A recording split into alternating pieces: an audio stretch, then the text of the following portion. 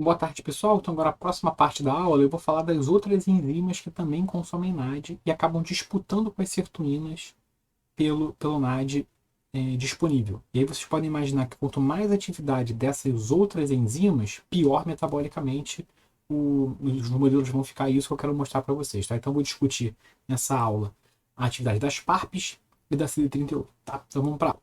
Então, pessoal, a primeira enzima que eu quero discutir com vocês são as PARPs. Então, ela é poli-ADP ribose polimerase. Então, o que ela vai fazer é uma poli-ADP ribosilação, tá? E isso é uma modificação pós-traducional de proteínas, tá? Voltando nesse pedaço da direita aqui do slide. Então, você tem uma proteína ADP ribosilada, tá? E aí, o que a PARP vai fazer é colocar mais ADP ribosil. Então, fazendo uma cadeia de poli-ADP ribosil sobre essa proteína. Para fazer isso, então, ela vai pegar o ADP ribosil do NAD, transferir para a proteína e liberar a nicotinamida. Então você vai ter a quebra do NAD. Tá? As PARPs não estão ali só para atrapalhar a função das sirtuínas, tá? Tem papéis metabólicos importantes. Então, como eu falei, essa é uma modificação pós-traducional, tá? E que eu vou dar um exemplo para vocês. Tem vários outros, mas esse aqui é um exemplo de como a PARP funciona. Então, que nesse paper eles estavam investigando a atividade da exoquinase sendo regulada pela PARP, tá? Então, uma coisa importante que a gente dá para ver que se você tem a exoquinase, ela pode ser poli-ADP ribosilada, tá? E se você tem uma ativação farmacológica da PARP, você tem então uma redução da atividade da exoquinase, tá? Então você coloca aqui esse ativador, você tem uma redução da atividade da exoquinase, quando ela é poli-ADP ribosilada. Isso causa então que você tem uma redução da captação de glicose, você tem uma redução dos níveis de NAD e pH, que você vai ter menos glicose entrando na via das peróxidos de fosfato, e uma redução da quantidade de glutationa reduzida, porque você depende de NAD e pH para fazer isso. Tá? Se você coloca um inibidor de PARP, esses efeitos são revertidos. Tá? Com a presença do inibidor de PARP, você tem volta da atividade exoquinase, volta dos níveis NAD e pH de glutationa reduzida. Tá? Então, isso é só um exemplo de como é que as PARPs funcionam. Uma coisa que é importante que eu de falar é não confundir PARP com PPAR, tá? São aulas diferentes, embora as letras possam ser parecidas. Tá? Mas e como eu adiantei para vocês, a sirtuína e a PARP elas competem pelo pool de NAD, tá? Elas usam o mesmo substrato. Então, se você tem uma atividade alta de sirtuína, consequentemente você vai ter uma atividade baixa de PARP, porque você não vai ter NAD suficiente para as duas usarem. Tá? Então, enquanto a sirtuína você tem aqui nesse lado vermelho aqui um aumento do metabolismo oxidativo e por aí vai, conforme você tem atividade de PARP aumentada, e ela só aumenta, por exemplo, com envelhecimento, processos de câncer, neurodegeneração, doenças mitocondriais, você tem um aumento da atividade de PARP e, consequentemente, você vai ter uma redução da atividade de sirtuína. Tá? E como a gente viu nos modelos de nocaute para sirtuína, várias coisas metabolicamente ruins acontecem quando você tem uma redução da atividade de sirtuína, tá? Então, estudar e entender como PARP e CD38, que eu vou falar mais pra frente para vocês, é importante, porque se você conseguir regular a atividade de PARP para baixo, consequentemente você aumenta a atividade de sirtuína, que vai fazer com que o modelo fique metabolicamente melhor, e você pode pensar em tratamentos para doenças metabólicas mais para frente. Então, voltando àquelas outras coisas que eu falei nas aulas para vocês, enquanto os níveis de NAD e atividade de sirtuína diminuem conforme os modelos vão envelhecendo, por outro lado, PARP aumenta quando você tem um envelhecimento. Tá? Então, aqui de novo, medindo a atividade de PARP1, tá? Em fígado, coração, rim e pulmão, conforme o camundongo envelhece, então aqui o camundongo novinho, 3 meses, o camundongo de meia idade, 1 ano, e o camundongo mais velho de 2 anos, você tem um aumento progressivo com a idade da atividade de PARP em todos esses órgãos. Por que isso acontece? Tá? PARP está envolvido também com reparo de dano ao DNA. Então a gente sabe que conforme as células vão envelhecendo, você vai tendo um aumento do dano do DNA. Então isso explicaria por que PARP está mais ativa conforme a gente envelhece. Tá? Então aqui você olha em um modelo de envelhecimento precoce. Então se você olha o camundongo que é mais velho, que tem envelhecimento precoce, você tem um monte de sinal de PARP no núcleo. Tá? PARP1 está presente no núcleo e um monte de proteína poli-ADP ribosilada, tá?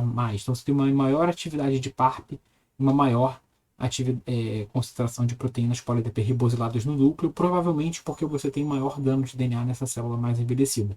E com isso você tem então uma redução dos níveis de NAD. porque você tem mais atividade de PARP. Quando a gente olha então o consumo de calorias, tanto jejum quanto uma dieta rica em gordura, você também tem modulação dos níveis de PARP, atividade de PARP, tá? Então aqui em cima eu estou olhando as proteínas poli-ADP ribosiladas e aqui o nível de PARP, quanta PARP você tem. Então você olha que quando você em camundongo faz jejum, você tem uma redução da atividade de PARP, então o PARP está com a atividade reduzida, aparece menos proteína poli-ADP ribosilada. Por outro lado, se você alimenta um camundongo com uma dieta rica em gordura, camundongo obeso, você aparece um monte de atividade de PARP, a expressão de PARP aumenta. Então você começa, aqui você quase não vê PARP, que ela começa a aparecer no camundongo obeso, e a atividade de PARP também aumenta. Então vai aparecer mais proteínas poli-ADP ribosiladas. Tá? O contrário do que a gente vê com sirtuína. Então o que acontece se eu faço um camundongo nocaute para PARP? Eu vou tirar a PARP da jogada. Com isso, a gente espera então que eu tenha um aumento dos níveis de NAD e, consequentemente, um aumento da atividade sirtuína. Tá? E, de fato, quando eu faço nocaute para PARP, eu tenho um camundongo protegido contra obesidade. Tá? Então, se eu estou olhando aqui os camundongos nocaute para PARP, são os símbolos escuros, tá? Os símbolos pretos. E eu vejo aqui que o camundongo tem menor peso. Então, enquanto o camundongo controle engorda, o camundongo sem PARP tem um peso menor, uma menor quantidade de gordura, e ele consegue fazer isso mesmo comendo mais. Você tem um aumento do consumo de comida, mas ainda assim o camundongo não engorda. Por que isso acontece? Porque você tem um camundongo com gasto energético maior. Tá? Então o camundongo tem um gasto energético maior, tá? E lembra do coeficiente respiratório, está mais próximo, mais para cima, mais próximo de 1, então ele tem uma tendência a consumir mais carboidrato, tá? Ele é mais termogênico, então ele consegue manter a temperatura mais fácil quando você bota ele no frio. Então, enquanto o camundongo começa a entrar em hipotermia, conforme você vai deixar ele no frio, o camundongo que não tem PARP tem um gasto energético maior, joga mais energia fora, produz mais calor e consegue manter a temperatura dele por mais tempo, tá? Se a gente olha a homeostase de glicose desse camundongo, ele é melhor também. Então, o camundongo, você faz um teste de tolerância à glicose, o camundongo consegue controlar melhor a glicemia dele, então a glicemia baixa mais rápido, mostra que ele é mais tolerante à glicose, tá? Isso aqui sobre dieta normal, tá? Se você olha em dieta, mesmo uma dieta rica em gordura, ainda assim esse camundongo é mais resistente. Você dá uma dieta rica em gordura, o camundongo controle começa a engordar rapidamente e o camundongo sem PARP não engorda, tá? Ele continua resistente, ele continua tolerante à glicose e mais sensível à insulina. Então, se você faz um teste de tolerância à insulina, a glicemia dele baixa mais rápido do que a do camundongo controle, indicando que ele está mais sensível à insulina. Tá? Por que isso tudo acontece? A gente pode olhar aqui que o camundongo sem PARP tem muito mais mitocôndria muscular, então tem muito mais músculo, tem muito mais mitocôndria, ou seja, quanto mais mitocôndria ele tem, maior o gasto energético, tá? E tem expressão de vários genes envolvidos com termogênese, atividade mitocondrial aumentados, tá? E beta-oxidação. Então você olha aqui, você tem o CP1 e 3 estão envolvidos com termogênese aumentado, você tem proteínas, genes da beta-oxidação também aumentados e vários genes envolvidos com transporte de elétrons na mitocôndria também aumentados. Então a gente consegue ver aqui no tecido adiposo marrom e no músculo esquelético as proteínas envolvidas com o complexo 1, 4 e 5 da mitocôndria muito aumentadas quando você tem camundongo sem PARP, ou seja, tem mais mitocôndria, maior capacidade mitocondrial. Esse gasto energético aumentado é o suficiente para proteger ele contra a obesidade, mesmo sobre uma dieta rica em gordura. E além disso, os modelos vivem mais tempo. Eu não tenho mostrado isso para camundongo para vocês, mas aqui eu estou usando um verme modelo, que é o C. elegans, que é um nematóide modelo.